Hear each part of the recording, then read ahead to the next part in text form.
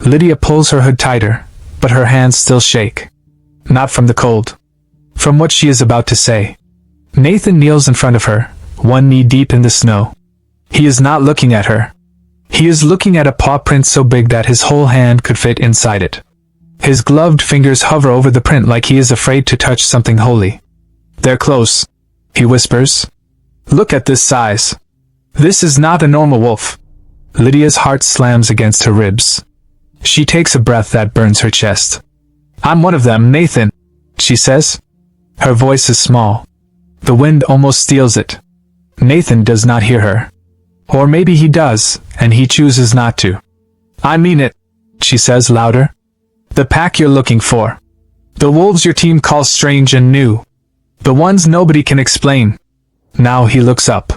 His dark eyebrows pull together into that line she knows so well. She has kissed that line before, in warm rooms far from this frozen place. In a life that feels like it belongs to someone else. "What are you talking about?" he asks. "The emails," Lydia says. "The maps. The secret messages that told your team where to look. The reason you are standing here right now." She swallows hard. "That was me. I sent them all. Because they are not just wolves to me. They are my family." Nathan stands up slowly. Snow squeaks under his boots. The sky presses down, low and gray, like it is listening. "Lydia," he says. His voice is careful, like a man stepping on thin ice. "You're cold. Let's go back to camp." "Not at camp," she says fast. She steps closer until she can see tiny bits of ice caught in his eyelashes. "Here. Now. Before it's too late." He looks at her like she is a puzzle with a missing piece. "Even if the wolves are special," he says, "we're trying to protect them. Collars. Blood samples. Data. That's how we save species." Lydia presses her teeth together so hard her jaw aches. "And if they could think like us?" she asks. "If they could feel everything you do to them? If they understood the needle and the collar and the cage? Would you still call it saving?" Nathan frowns. He steps closer. His hand comes up to her face. His thumb brushes a snowflake from her cheek. His touch is warm. It makes her want to cry. She steps back. "I'm one of them," she says again. "Not just human. The pack you want to find, they are my blood." Nathan goes very still. The wind howls between them. Then he lets out a short, strange laugh. "That's not funny. I'm not joking. You had blood tests," he says. "Medical checks. The lab cleared everything. We made the tests look normal," Lydia says. Her mouth is so dry the words hurt. "Just human enough to pass. That's what we do, Nathan. We hide." Far away, a long, low howl rises into the sky. Thin and tired but clear. Lydia's neck hairs stand up. Nathan's head snaps toward the sound. "My cousin," Lydia whispers. Nathan slowly lowers his binoculars. He stares at her. "There are no villages out here," he says. "Just us. And wolves." "Exactly," Lydia says. He shakes his head. Another howl answers the first one, closer now. The air feels full and watching, like the land itself is holding its breath. "You're serious," Nathan says. "Yes," he breathes out. His breath hangs between them like a white ghost. "Then show me," he says. The words are quiet, but they hit her like a fist. She remembers being 7 years old, running through dark trees with her mother. A truck engine behind them. Her mother's voice shaking, "Don't change. No matter what happens, don't change. If I change here," Lydia says slowly, "you will scream. You will run. You will reach for that gun you say is only for bears." His hand twitches toward the strap on his shoulder. He catches himself and stops. "I wouldn't," he says. But his voice shakes. "You would," Lydia says. She looks him straight in the eyes. "You are brave. But you are not stupid. And I don't want the first time you see me, the real me, to be something you're afraid of."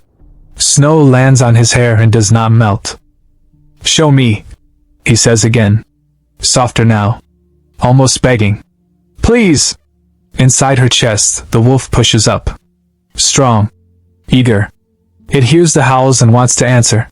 Her skin feels too tight, like wearing a coat that no longer fits. If I do this, Lydia says, your life changes forever. You can never go back to not knowing.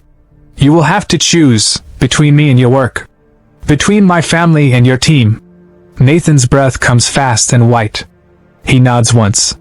Then I'm not the only one making a choice tonight, he says. Another howl breaks the sky, so close it sounds like someone calling her name. Lydia closes her eyes. And for the first time in front of a human, she lets the wolf come. At first, nothing happened. Lydia stands in the snow with her eyes closed. The wind pulls at her coat. Her breath comes out in small white clouds. Nathan watches her. He frowns, like he thinks she is sick, or lying, or losing her mind. Then it starts. A shiver runs through Lydia's whole body. Not a cold shiver. Something deeper. Something that starts in her bones and pushes outward like a wave. Her back bends. Her knees buckle. She drops to the snow. Lydia? Nathan says. Her fingers curl against the ground. Her nails stretch longer, darker, sharper. The skin on her hands ripples. Dark fur pushes through, thick and fast, like grass growing in a storm. Her coat slips off one shoulder. Her spine arches. The sounds that come from her body are wrong. Wet cracks, low pops, the groan of something being remade. It hurts. God, it hurts. Like every bone in her body is breaking and healing at the same time. But it also feels like breathing after holding your breath for years. Nathan stumbles backward. His boot slips in the snow. What is? Lydia's face stretches. Her jaw pushes forward. Her teeth grow long and sharp. Her ears move higher on her head. Her eyes open, and they are no longer brown. They are gold. In a few terrible, beautiful seconds, the woman is gone. A wolf stands in her place. She is big. Much bigger than a normal wolf. Her fur is thick and dark, almost black. Her breath comes out in white puffs past long teeth. Snow gathers on her back. Nathan stares. His mouth is open. No sound comes out. His hand moves toward the rifle strap on his shoulder. His fingers touch it. They shake. They do not pull. The wolf does not move. She stands very still and watches him with those gold eyes. Eyes that know him. Eyes that have looked at him across dinner tables and pillows and airport gates.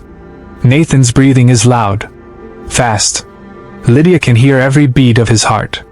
She can smell the sharp, sour scent of fear rolling off his skin like smoke. It cuts her. Because in 3 years together, she has never smelled him like this. He is afraid of her. She wants to say, it's still me. I'm still here. Don't be afraid. But her mouth is full of teeth, and no human words will come. So she does something else.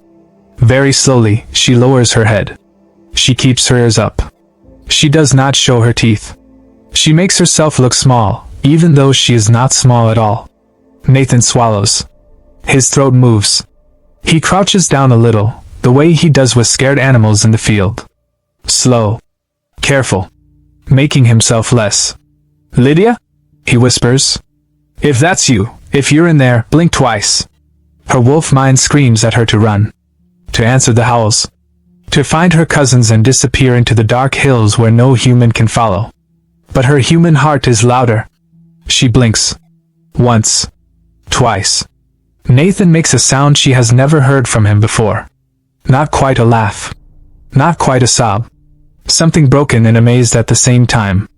Oh my God! He whispers. His hand lifts. Shaking. Reaching toward her fur like he wants to touch the truth. His fingers are inches from her face. Then the radio on his chest explodes with sound. Base to Nathan. Do you copy? Nathan jumps like he's been shot. His hand snaps back. We've got movement on your side, the voice says. Your tracker shows you stopped. Report. Lydia's ears prick. She hears something else now. Something high and far away. A buzzing sound. A drone. She looks up. Against the gray sky, a small dark shape moves toward them. A tiny red light blinks under its belly.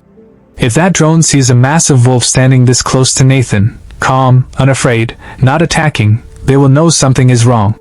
They will come with darts and guns and questions that have no safe answers. Lydia's body tenses. Nathan fumbles with the radio button. His eyes dart between the sky and the wolf and the ground, like he is trying to hold three worlds together. "I copy," he says. His voice is rough. "I found tracks. Large wolf. I stopped to check. No visual yet. Repeat, no visual." He looks at her while he lies. His eyes are wide and bright and terrified, and something else too. Something that looks like the beginning of a decision. On the radio, the voice says, "Copy that. Drone is inbound to your location. Stay sharp." The buzzing grows louder. Lydia gives Nathan one last look. She tries to put everything into it. Trust, fear, love, a question he cannot hear with his ears. "Will you keep my secret?" Then she turns. And she runs. Her paws dig into the snow. Her body stretches and leaps. Cold air rushes through her fur. For one moment, just one, it feels good to be free. No human shape holding her back. No lies pressing down on her chest. Behind her, Nathan calls out once. "Lydia!" Every part of her wants to stop. Turn back. Press her head against his chest and show him she is still his. But she keeps going. Because if the drone catches her here, it won't just be her in danger. It will be the whole pack. She reaches the rocks and slips behind them, body low, fur blending with shadow. From here, she can still see Nathan. Small against the white. Alone. The drone passes over him. Its red light blinks. It circles the spot where she stood and changed and showed him everything. Nathan tilts his head back and watches it. Then he presses his radio. "No wolves in sight," he says. "Only old tracks. I'm heading back." A pause. "Copy that. Return to camp." Lydia watches him stand there for a few more heartbeats. His shoulders drop. His head hangs. Then he turns and starts walking back toward camp. His steps are slow and heavy, like a man carrying something invisible and enormous. Lydia follows from far away. Hidden. Silent. Her ears turning. Her nose working. She watches the man she loves walk away from the place where everything changed. And she wonders if he will ever look at her the same way again. Lydia follows Nathan from far behind, moving like a shadow between rocks and low hills. She smells the camp long before she sees it. Smoke from the generator. Coffee. Metal. The thick, sour smell of too many humans in one small place. When the tents come into view, low shapes glowing with yellow light, she stops. She cannot walk in as a wolf. She slips behind a cluster of snow-covered bushes where no one can see her. There, alone in the dark, she forces herself to change back. Going back always hurts worse. Her fur pulls inside like it is being swallowed. Her bones twist and shrink. Her paws stretch into fingers. Her teeth ache as they become small again. When it is done, she is on her hands and knees in the snow, naked and shaking. The cold bites at her bare skin like teeth. She digs under the snow with numb fingers and pulls out a small frozen bag she buried here days ago. Just in case. Inside is a thick sweater, old pants, socks, and boots. She dresses fast. Her hands tremble so badly she can barely zip the coat. But she is human again. At least on the outside. She pulls her hood up and walks toward the lights. Inside the main tent, it is warm and loud. 4 people sit around a folding table covered in maps and laptops. A small heater hums in the corner. Someone has made soup that smells like metal. Nathan is there. He holds a cup of coffee with both hands. His knuckles are white. His face looks strange, too calm, too still, like a man trying very hard to keep a mask on. Dr. Mills looks up when Lydia walks in. His beard is crusted with ice. He smiles. "There she is," he says. "We were starting to worry. Nathan said you went for a walk?" Lydia forces her mouth to smile. "Needed some air," she says. Her voice comes out rough. She clears her throat. The tent gets stuffy. Sarah, the younger researcher, laughs from behind her tablet. "A walk? In this weather?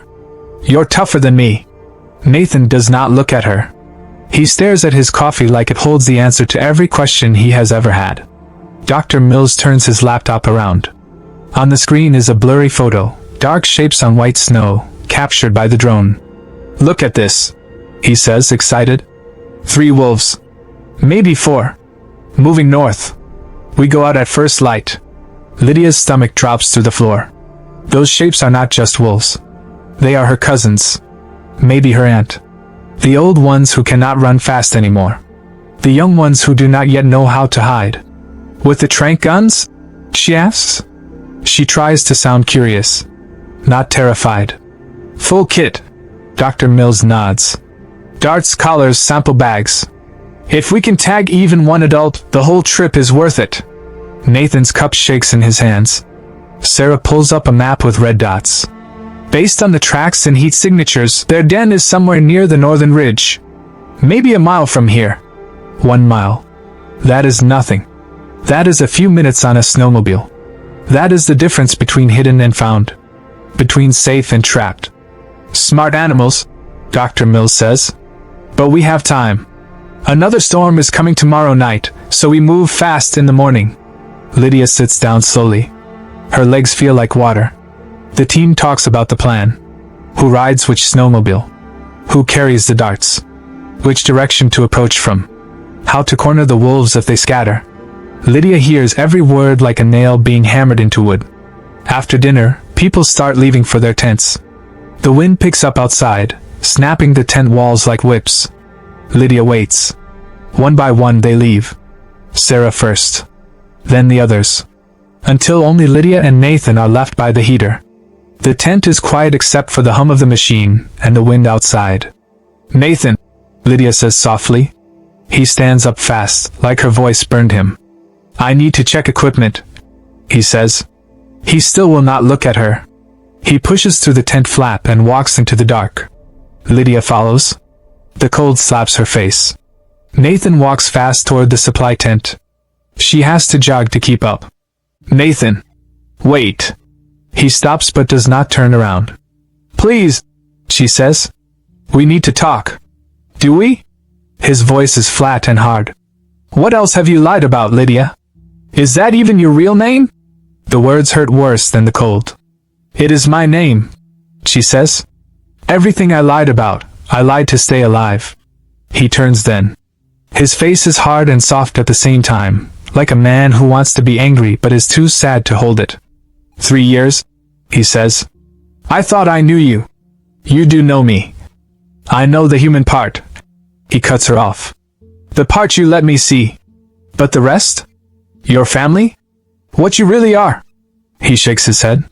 His voice cracks.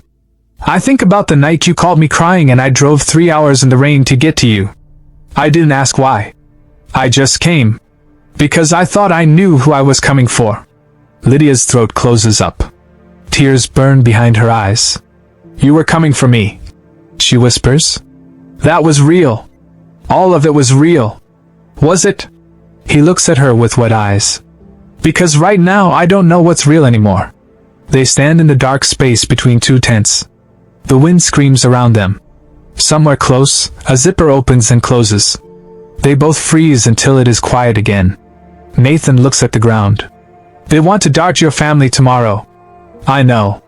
Your cousins. Your uncle. Yes. He runs his hand through his hair. What am I supposed to do? Tell Dr. Mills we can't catch the wolves because my girlfriend is one of them? No, Lydia says quickly. You can never tell anyone. Ever. Then what? She steps closer. He does not step back, but his whole body is stiff. Help me, she whispers. Help me warn them. Make the team go the wrong way. Lose the darts. Break the drone. Anything. Nathan's jaw tightens. You want me to destroy my own work. Lie to people who trust me. I want you to save lives, Lydia says. They are not just animals, Nathan. You saw me. You know what we are. He is quiet for a long time. The wind fills the silence. If I do this, he says finally, I need to see them first. Lydia blinks. What? Take me to them. Tonight. Let me meet them. If I'm going to throw away everything I've built, I need to see what I'm protecting. I need to see them as more than shadows on a screen. Lydia's mind races. If she brings Nathan to the pack, they might kill him. Levi would want to. Micah might allow it. But if she doesn't bring him, he might not help at all. She looks at his face. Scared. Tired. Hurting. But still standing there. Still asking. Okay, she whispers. But you follow my rules. No gun. No sudden moves. No loud sounds. And if I tell you to run, you run. Nathan nods. When? Now, Lydia says. Before anyone wakes up. She holds out her hand. He takes it. His fingers are cold and tight around hers. They walk out of camp together, into the cold dark night. Behind them, the yellow lights grow smaller and smaller until they are just a tiny glow on the edge of a frozen world. Ahead of them, the land is silent and wild. And somewhere in that darkness, Lydia's family is waiting. The farther they walk from camp, the quieter the world becomes. No machines. No voices. Just wind and snow and the sound of their boots breaking through the ice. Nathan stays close behind Lydia. His breath comes out in short white clouds. He keeps one hand on the strap of his pack. The other hand hangs at his side, open and empty, the way Lydia told him. How far? He whispers. Not far, Lydia says. They already know we're coming. Nathan looks around quickly. He sees nothing but snow and dark rocks and shadows. They can see you, Lydia adds. Even if you can't see them. He swallows. That doesn't help. A low howl rises from somewhere ahead. Then another to the left. Then one more behind them. They are surrounded. Nathan stops. His body goes stiff. Lydia can smell the fear on him, sharp and sour, like metal in the rain. Don't run, she whispers. Whatever happens, don't run. He nods, but his jaw is locked tight. I need to go ahead first, Lydia says. As a wolf. If they see me walking beside you like this, human, smelling like camp, they might think I'm a prisoner. They might attack. And if they see me alone? Nathan asks. You won't be alone, Lydia says.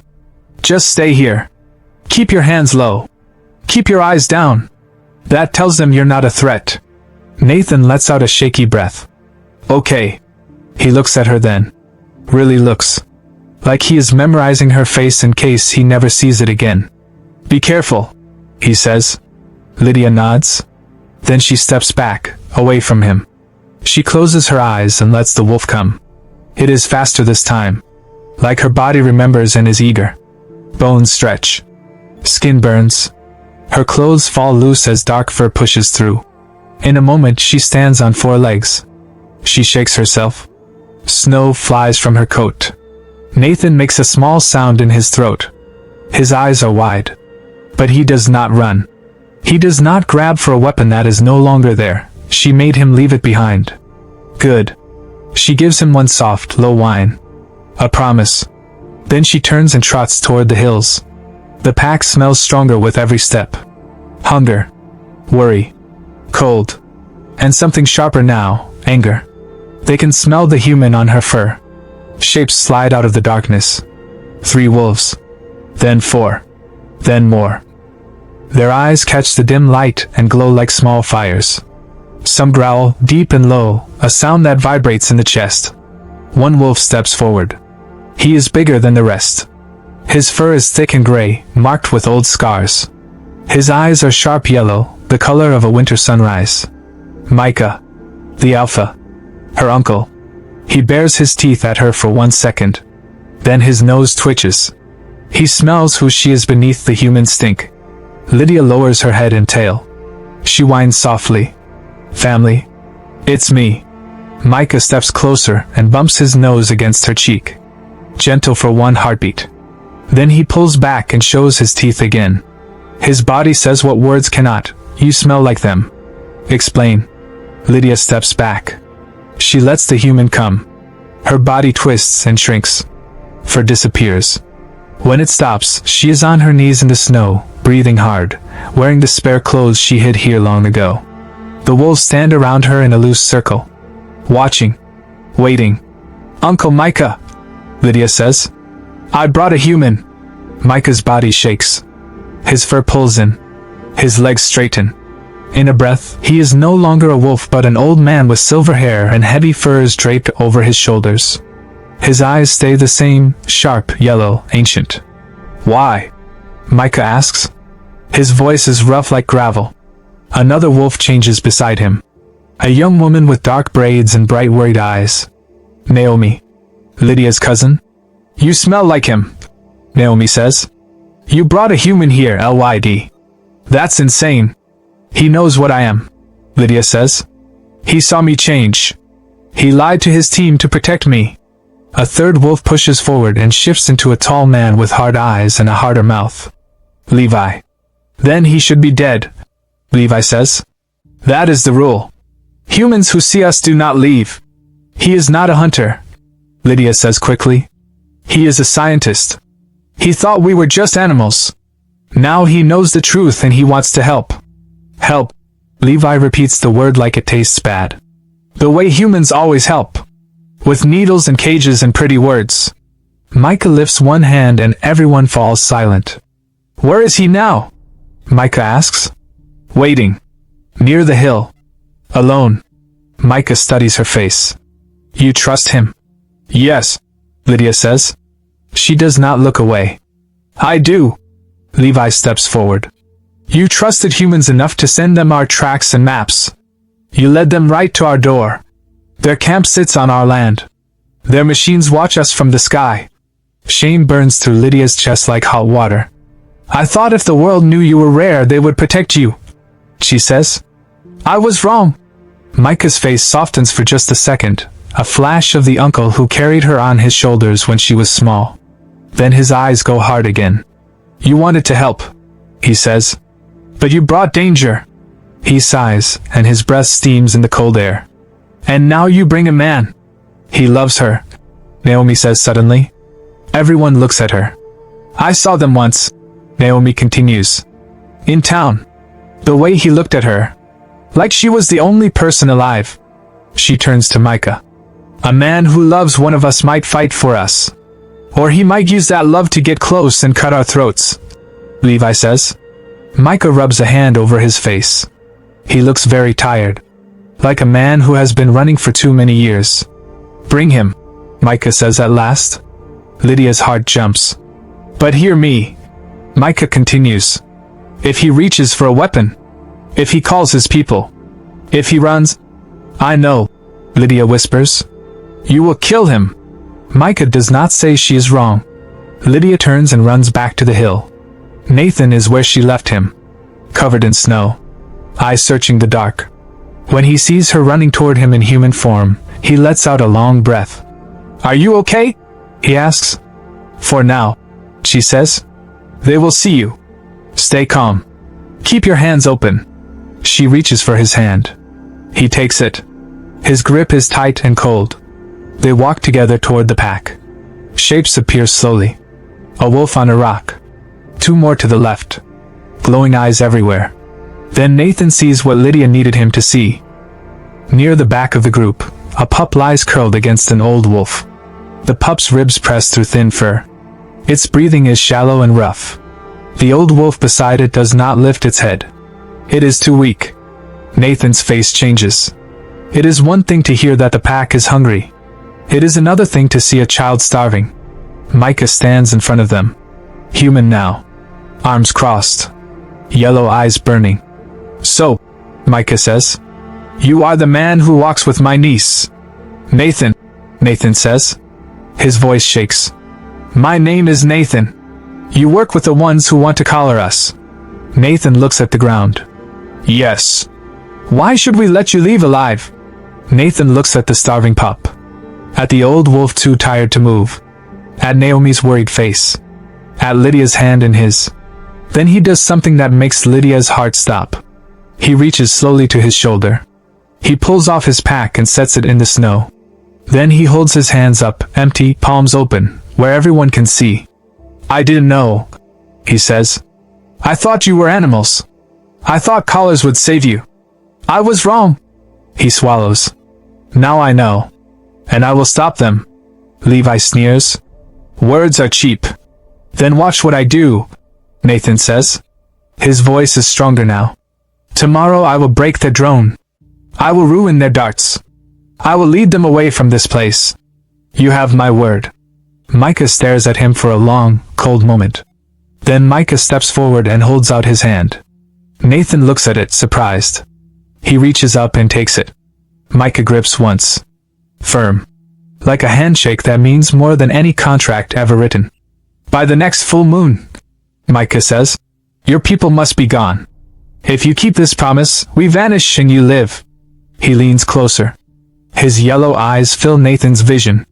If you break it, Micah says, we hunt hunters. Nathan nods.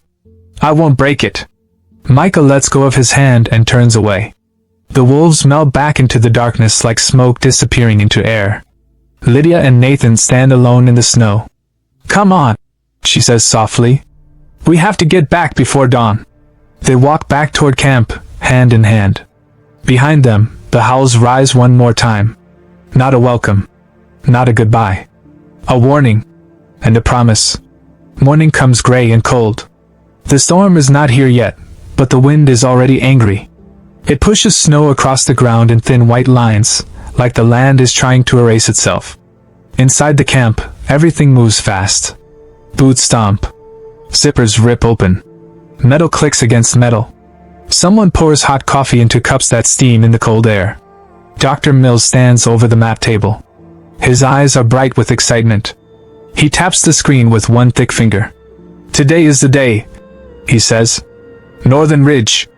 The drone saw heat there last night. We take 2 snowmobiles, dart rifles, and the full kit. We tag the adults. If we're lucky, we find the den. Sarah holds her tablet like a weapon. Drone battery is full, she says. We'll have eyes in the sky the whole time. Nathan stands near the table. His face is calm. His hands are steady. But inside, his stomach is a fist. He keeps seeing Micah's yellow eyes in the dark. He keeps hearing the old man's voice. Your darts must not touch us. Lydia stands near the heater with her arms crossed. She looks like she is just cold. But Nathan sees her jaw clench every time Dr. Mills says the word. Dart. Dr. Mills looks up at Nathan. You ride with me, he says. Sarah guides us from the drone feed. Nathan nods. Okay. He does not look at Lydia. If he does, his face will give everything away. They go outside. The snowmobiles roar to life. The sound is huge in the silent land. It carries for miles. Nathan thinks of wolf ears turning toward the noise. He thinks of pups waking up scared. He thinks of Micah standing in the snow, listening, knowing. Dr. Mills swings onto the snowmobile and grins. Let's go! Nathan climbs on behind him. They ride hard across the snow.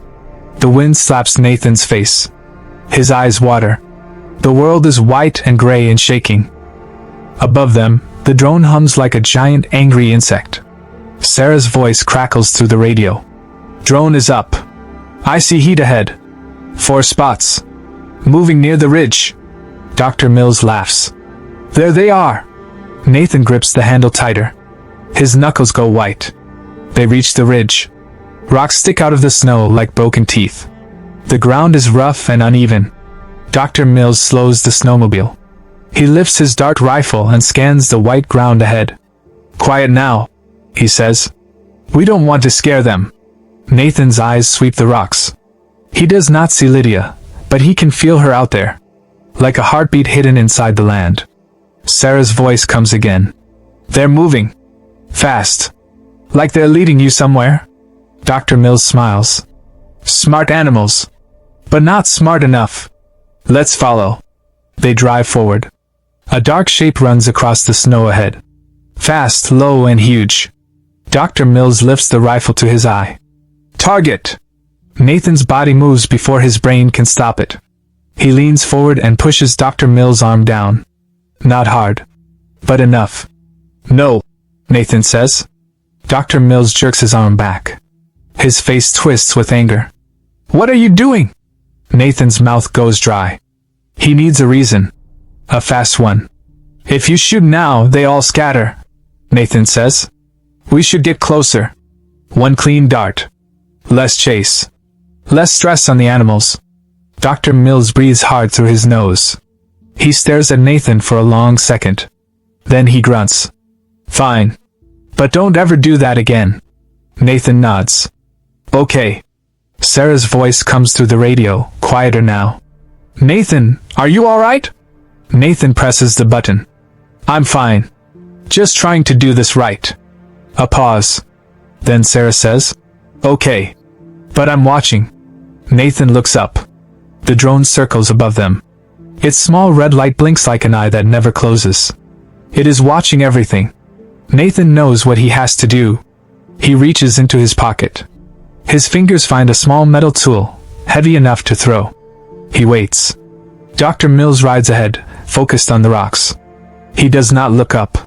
The drone dips low to keep them in view. It buzzes just above the ridge, close enough to hit. Nathan lifts his hand. He throws. The tool hits the drone with a sharp clack. For 1 second, the drone wobbles in the air like a wounded bird. Its hum turns into a loud, angry whine. Then it spins sideways, dips, and crashes into the snow. Silence. Then Sarah's scream fills the radio. My drone! What happened? Dr. Mills slams the brakes. The snowmobile slides sideways. He turns and stares at Nathan. What did you do? Nathan lifts his hands. The wind pushed it into the rocks. He lies. I saw it happen. Dr. Mills' eyes are narrow and hard. Snow blows between them. Sarah's voice is tight. Drones don't just hit rocks, Nathan. You were right under it. Ahead in the distance, the dark shapes are moving again. Faster now. Running away. Good, Nathan thinks. Asterisk run. Get far. Asterisk.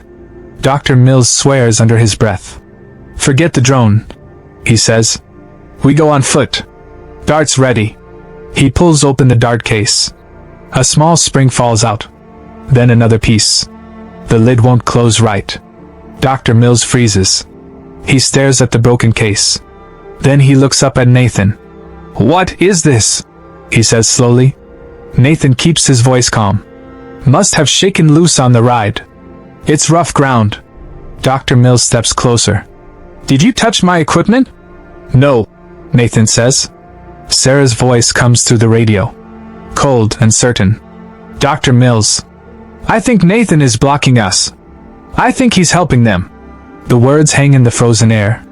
Dr. Mills looks at Nathan for a long, terrible moment.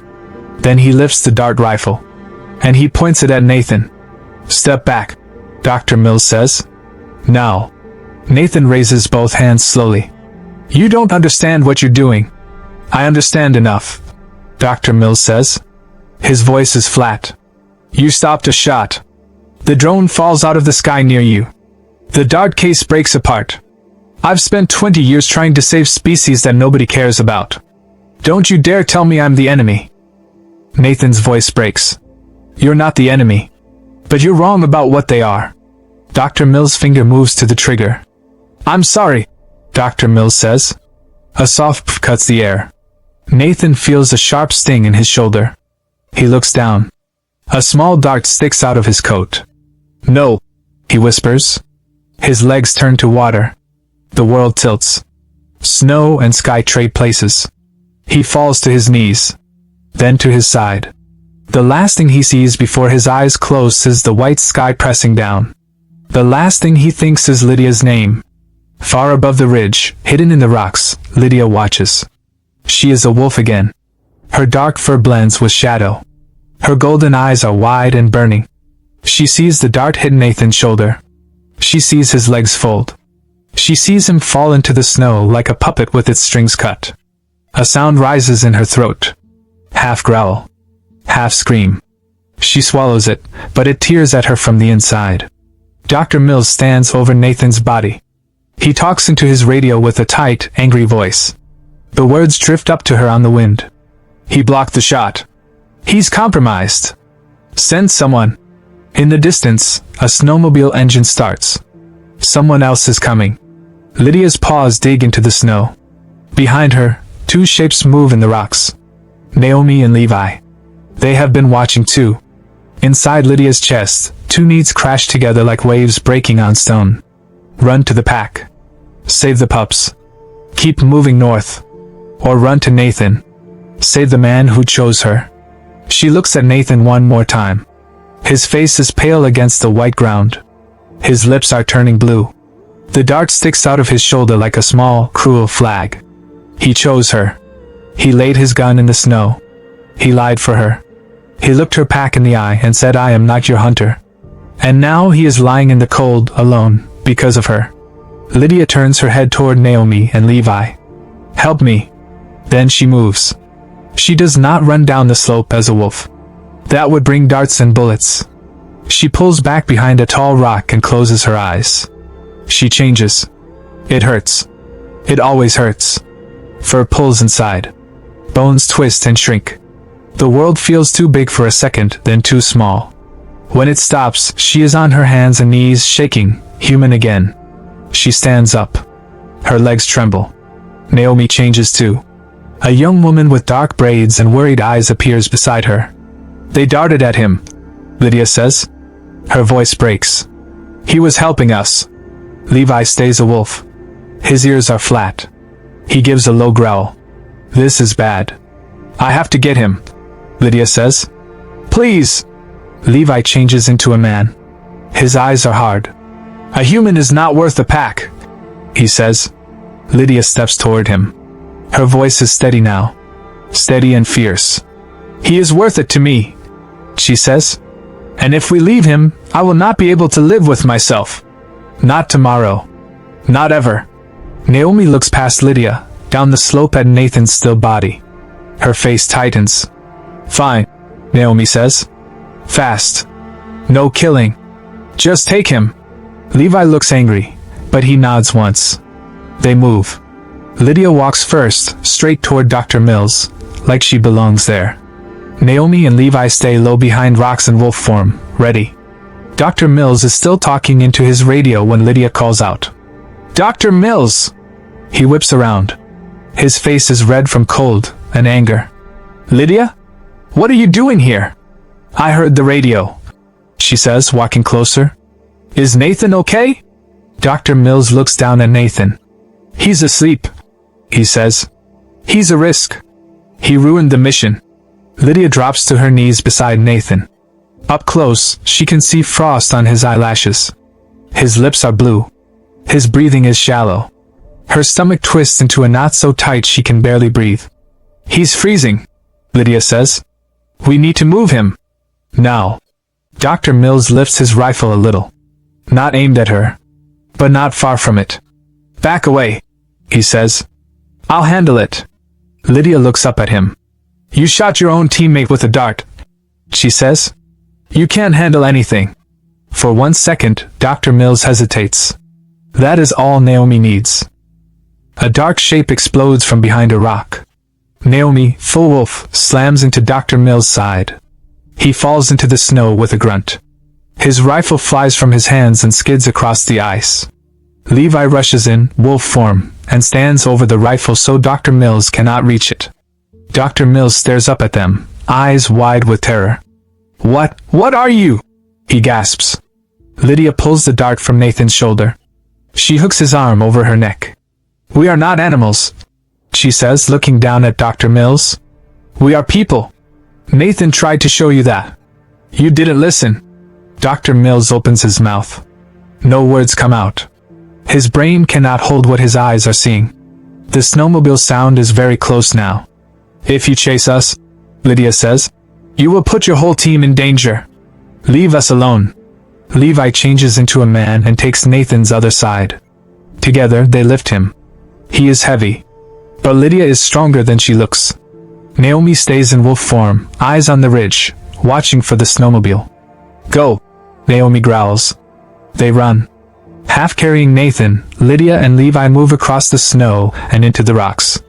They follow a hidden path, a line of stones, a narrow cut in the ice, places the drone never mapped. Nathan makes a small sound. A low groan. "Nathan," Lydia says close to his ear. "Stay with me. Please." His eyes flutter open. He looks at her like he is trying to remember what world he is in. "Lydia?" he whispers. "I'm here," she says. "You're safe. I've got you." His mouth moves slow and heavy. "Did I mess it up?" Tears burn down Lydia's cheeks. "No," she says. "You helped. You did." His eyes close again. They reach the cave near the frozen river. Warm air slips from the dark entrance. 2 wolves stand guard. They growl at the human smell, but Naomi steps forward and calms them. Inside, a fire burns low. Wolves and people sit close to the heat. Pups sleep in a pile, their small bodies rising and falling together. Micah stands near the fire. His yellow eyes go straight to Nathan. "You brought him," Micah says. "He saved us time," Lydia says. "They would have caught someone today." "He stopped it." Micah studies her face. Then he nods. "Bring him in," he says. "Quick." They lay Nathan near the fire. Lydia pulls a fur blanket over him and sits down beside him. She takes his cold hand and rubs it between her palms, trying to push warmth into his skin.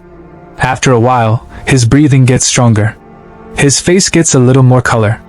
His eyes open. He looks around the cave. The fire. The fur. The glowing eyes watching him from every corner. "So this is real," he whispers. "Yes," Lydia says. "This is my family." Nathan looks back at her. There is fear in his face. But there is love too. And something new, something that looks like certainty. "I'm sorry," he says quietly. "For the collars. For the darts. For thinking I was saving you when I didn't even know what you were." Lydia shakes her head. "You didn't know. But you know now." Micah sits across the fire. He watches Nathan for a long moment. "You chose," Micah says. "Choices matter." Micah stands and walks closer. He holds out his hand. Nathan looks at it, surprised. Then he reaches up and takes it. One firm grip. Like a promise sealed without words. "Rest," Micah says. "When the storm clears, we move north." Nathan nods. "Okay." Micah steps away. The fire pops softly. Outside, the storm begins to scream. Lydia leans down and rests her forehead against Nathan's. Their breaths mix in the warm air. "You scared me," she whispers. "I'm sorry," he whispers back. "I didn't want to lose you." "You won't," Lydia says. Nathan's eyes close. His fingers stay wrapped around hers. Lydia sits beside him and listens. The pack breathing around her. The pups sighing in their sleep. The storm howling outside like a voice she almost recognizes. Then she hears something else. Far away. Under the wind. Almost hidden. Not a howl. An engine. Lydia's eyes flash gold in the firelight. She looks toward the cave entrance. The darkness there is deep and cold and full of things coming closer. They are not done. They will never stop coming. But Lydia looks at Nathan's hand in hers. She looks at the pups sleeping by the fire. She looks at Micah's tired, steady face. And she knows one thing for certain. This time, she will not run. And that's where we leave Lydia and Nathan. For now. But this story is far from over. If you felt something while listening, if your heart raced when she changed, if you held your breath when Nathan laid his gun in the snow, if you wanted to scream when that dart hit his shoulder, then you are exactly where you belong. This channel is home to stories like this. Werewolf romance. Alpha kings. Rejected mates. Powerful omegas. Stories about love that crosses boundaries. About choosing someone even when the world says you shouldn't. About the wild, untamed parts of us that we hide from everyone, until we find the one person worth showing. If you enjoyed this story, do me a small favor. Hit that subscribe button. Tap the notification bell so you never miss a new upload. And drop a comment below. Tell me, what did you think of Lydia and Nathan? Did Nathan make the right choice? Should Lydia have trusted him? And most importantly, what kind of werewolf story do you want to hear next? Your comments, your likes, your shares, they mean more than you know. Every single one helps me keep creating stories like this for you. Thank you for watching. Thank you for listening. Thank you for being part of this pack.